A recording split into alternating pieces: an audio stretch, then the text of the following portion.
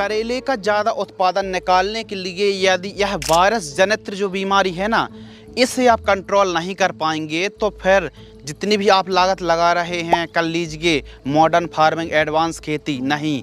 इसके लिए सबसे पहले बीमारियों को कंट्रोल करना पड़ेगा। तो सबसे ज़्यादा ज़रूरी है कि करेले की फसल पर यह जो वायरस आता है, कुकड़ा रोग आता है, पीले पत्ते पीले होकर के ऊपर साइड झुकने लगते हैं और साथ ही फलों में सड़न, फल पीले पड़कर झड़ने लगते हैं। और साथ ही सफ़ेद मक्खी को आपको कैसे कंट्रोल करना है, ज़्यादा पैदावार कैसे निकालना चाहिए, रोग मुक्त रेजिस्टेंस वैरायटी कौन सी है जो डिजीज़ फ्री हों और ज़्यादा उत्पादन कौन सी किस्म को आपको मिल सकता है, इस वीडियो के माध्यम से संपूर्ण जानकारी साझा करने वाले हैं। सबसे पहले बात कर लेते हैं उन्नतशील किस्मों के बारे में। तो सबसे बेस्ट जो किस्म वैसे तो अलग अलग सिटी राज्य के हिसाब से और मौसम जलवायु क्लाइमेट कंडीशन के हिसाब से दोस्तों आपको बता दें कि वैरायटी भी अलग अलग होती हैं, लेकिन जो वर्ल्ड वाइड वैरायटी होती हैं जो सभी जगह एक अच्छा उत्पादन दे सकती हैं, तो यह 4-5 किस्मों के बारे में बात करेंगे। यदि इन किस्मों से भी कोई बेस्ट किस्म आपने यदि लगा रखी है और बढ़िया लगी इन किस्मों से, तो कमेंट्स में बेशक आप कमेंट्स ज़रूर करें, वैरायटी बताएं, उत्पादन बताएं, ताकि अन्य किसान भाइयों की भी मदद हो सके, हेल्प हो सके। तो सबसे नंबर 1 पर जो हमने किस्म रखी है ईस्ट वेस्ट की प्रगति, इस वैरायटी को आप लगा सकते हैं। इसके अलावा सकाटा कंपनी की मोनिका F1 वैरायटी को आप लगा सकते हैं। इसके अलावा VNR की आकाश F1 भी काफ़ी बढ़िया वैरायटी है। इसके अलावा इस वैरायटी को भी आप लगा सकते हैं। US agree seeds SW 810 variety भी बहुत अच्छी है। US की 1315 F1 जो नॉनहेम्स की आती ना 1315 के नाम से, इस किस्म को भी आप लगा सकते हैं। और साथ ही सिंजेंटा की एक वैरायटी आती है जिसका नाम है अस्मिता, इस वैरायटी को भी आप लगा सकते हैं। इन वैरायटी पर सबसे अच्छी खास बात यह है कि यदि ऐसा नहीं कहेंगे कि बीमारी बिल्कुल नहीं आती, रोग बिल्कुल नहीं आते हैं, लेकिन थोड़ा कम आते हैं और प्रॉपर हम स्प्रेइंग चलाएंगे तो आसानी से कंट्रोल भी कर पाएंगे। 1 एकड़ में आप खेती कर रहे हैं तो लगभग 400 ग्राम से लेकर 500 ग्राम सीड्स की रिक्वायरमेंट पड़ने वाली है। करेले की खेती 12 महीने आप कर सकते हैं, लेकिन सबसे अनुकूल, सबसे बेस्ट जो समय है वो है अक्टूबर से लेकर दिसंबर के मध्य। एक पीरियड अक्टूबर से दिसंबर के मध्य बुआई कर सकते हैं। एक पीरियड जून से जुलाई अगस्त महीना भी काफ़ी बेस्ट माना जाता है। तो इन समय पर, इन महीनों पर आप यदि बुआई करेंगे, प्लांटेशन करेंगे तो बहुत अच्छे आपको बाज़ार भाव मिलेंगे। और आप हमेशा याद रखिए कड़वे करेले के जो रेट है ना वो 12 महीने हमेशा मीठे ही देखने के लिए मिलते हैं, लेकिन कड़वे करेले में उससे भी कड़वी बीमारी आती हैं, जिसमें आता है सबसे बड़ी समस्या मोज़ेक वायरस। तो देखिए जो मोज़ेक वायरस है, जो कुकड़ा रोग है, जो भी करेले के किसान हैं या फिर आप खेती कर रहे हैं, ये फोटो आप देख रहे हैं ना, इसको थोड़ा जूम करिए। जी हाँ, यह जो पत्ते ऐसे हो रहा है ना, ये वायरस है। और वायरस सबसे पहले तो फसल चक्र अपनाना नंबर 1, नंबर 2 आपको रेजिस्टेंस वैरायटी लगाना है, और नंबर 3 जो हमको खुद से फॉलो करना है इन चीज़ों को, स्प्रे। अब किस चीज़ के स्प्रे, वायरस को कौन ज़्यादा फैलाता है, सुनिए ध्यान से। थ्रिप्स, जी हाँ ये थ्रिप्स है, एमाइट्स और वाइट फ्लाई। जी हाँ, यह जहाँ तीनों का कॉम्बिनेशन होता है ना, तो जो वायरस है ना वो तीव्र गति से हमारे पूरे खेत में फैल जाता है। तो उसके लिए क्या करना है कि बीच बीच में यानी वीकली हमको स्प्रेइंग शेड्यूल चलाना है। इसके लिए सफ़ेद मक्खी, थ्रिप्स, माइट्स, इन तीनों के आपको 1 हफ्ते में हल्के फुल्के कीटनाशक का स्प्रे बिल्कुल करते रहना है। चाहो हल्का फुल्का ही इन कीटों का, इन रस चूसक कीटों का प्रकोप है, यदि प्रॉपर स्प्रेइंग शेड्यूल चलाएंगे तो रस चूसक कीट ही नहीं रहेंगे तो वायरस फैलने का सवाल ही नहीं है, पहली बात है। दूसरी बात, समय में आपको बुआई करनी है। तो ये तो बात हो गई कि समय, वैरायटी और सीड्स की पर एकड़ क्वांटिटी। यदि हाइब्रिड वैरायटी को लगा रहे हैं तो बीज उपचार करने की आवश्यकता बिल्कुल भी नहीं है। इसके अलावा बात करते हैं दोस्तों खेत की तैयारी और जब आप खेत की तैयारी कर रहे हों, बुआई कर रहे हों, तो उस समय कौन सी खाद देनी है। करेले का जो फार्म है ना, खेत की तैयारी वो किस प्रकार करना है, आइए समझते हैं। खेत के चारों साइड जितने अच्छे से आप साफ सफाई रखेंगे, फेंसिंग और ग्रीन नेट तो आपको खींचनी ही है, ताकि आजू बाजू वाले खेत में भी यदि वायरस जैसी समस्या है तो हवा के माध्यम से हमारे खेत में ना आ पाए। एकदम ऐसा नहीं खेत पर, फील्ड पर कोई भी ना घुस पाए। एकदम थोड़ा सा व्यवस्थित तरीके से खेती करनी पड़ती है करेले की। ग्रीन नेट आपको लगाना है, एकदम साफ सफाई बनाए रखना है, खेत की तैयारी अच्छे से करें, मिट्टी को ठीक तरीके से भुरभुरी कराएं, कल्टीवेटर रोटावेटर से मिट्टी को अच्छे से प्लोविंग करा दीजिए। इसके बाद नंबर आता है दोस्तों बेसल डोज, यानी प्राइमरी न्यूट्रिएंट बेसल डोज, बुआई के समय खाद। क्यों?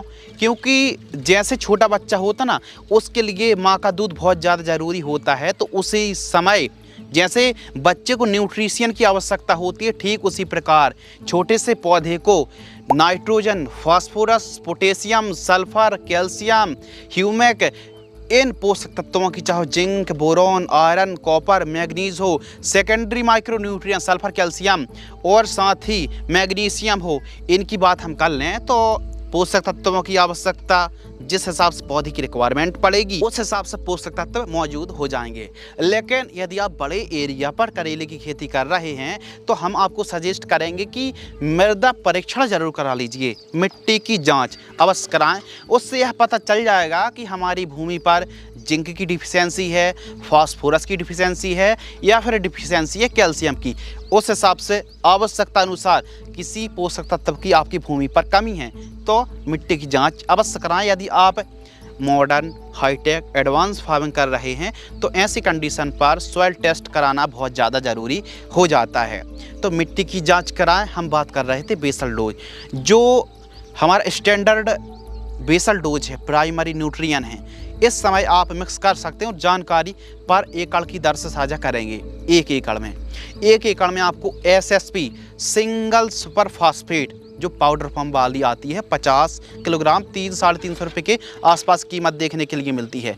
और कहीं इसके साथ यदि आप डीएपी मिक्स कर लेंगे, डीएपी डाई अमोनियम फास्फेट, तो सोने में सुहागा वाला काम हो जाएगा, मात्र 25 किलोग्राम। अब कई खेतों में हमने और आपने सबने देखा है दीमक, वाइट ग्रब की समस्या आती है, तो मात्र 3 किलोग्राम, 1.5 किलोग्राम से लेकर 3 किलोग्राम जो रीजेंट अल्ट्रा आता है ना, जी हाँ, ये रीजेंट अल्ट्रा, इससे दीमक, वाइट ग्रब, जूम करके देखो, जे है वाइट ग्रब, यह समस्या आती है तो इसके लिए इमिडाक्लोप्रिड या फिर फिप्रोनिल बहुत अच्छा काम करता है। तो इन बातों को फॉलो करें। और साथ ही इसके साथ आप कहीं सरसों की खली मिक्स कर लेंगे तो जो आप खादों का प्रयोग कर रहे हैं उसमें 2 गुना बूस्टिंग मिल जाएगी। और इसके साथ जिप्सम 50 किलोग्राम अवश्य प्रयोग करें, ताकि आपको जो रिजल्ट है ना वो 2 गुना नहीं बल्कि 10 गुना ज़्यादा आपको मिले। तो इसके लिए जिप्सम 50 किलोग्राम इन सभी को मिक्स कर लें। और कहीं गोबर की खाद है तो 2 ट्रॉली ज़रूर प्रयोग करें और आपको जो उत्पादन है वो बहुत अच्छा मिलेगा। करेले का साइज़ एकदम लंबा आएगा, फल काफ़ी ज़्यादा ग्रीन डार्क देखने के लिए मिलेंगे। और साथ ही दोस्तों जब मार्केट पर अपनी उपज को ले जाएंगे तो उसकी वैल्यू भी बहुत अच्छी देखने के लिए मिलेंगी। तो इसलिए हम आपको सजेस्ट कर रहे हैं कि जो भी आप वैरायटी लगा रहे हैं, कांटेदार करेले को लगाइए, कटीले करेले की वैरायटी का चुनाव और सिलेक्शन कीजिए। और कोई वेस्ट वैरायटी आपने लगा रखी है तो फिर कमेंट्स करें ताकि सभी किसानों की हेल्प हो सके, मदद हो सके। अब बात करते हैं पौधे कैसे तैयार करने हैं और 1 एकड़ में कितने पौधे लगेंगे। देखिए, जब भी हम फार्मिंग करते हैं, करेले की खेती करते हैं, तो इसका जो डिस्टेंस रखते हैं वो रखते हैं, पौधे से पौधे की दूरी हम रखते हैं 3 फीट, 2.5 से 3 फीट बहुत है।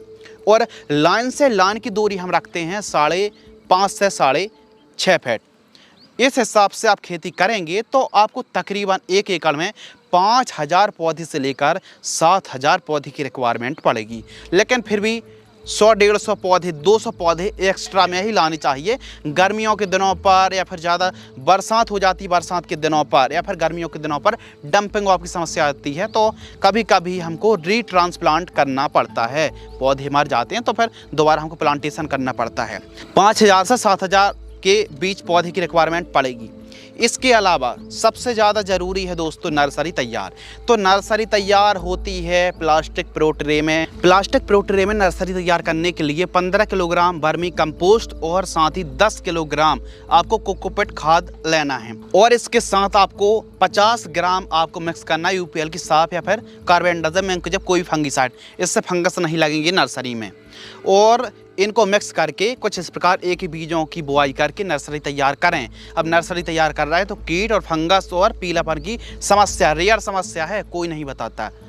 तो इसके लिए इन खादों का प्रयोग करेंगे तो पीलापन नहीं आएगा, लेकिन फिर भी पीलापन आ रहा है तो ध्यान से सुनिए। 1 लीटर पानी में 2 ग्राम ह्यूमिक एसिड लेना है, 98% वाला ह्यूमिक एसिड।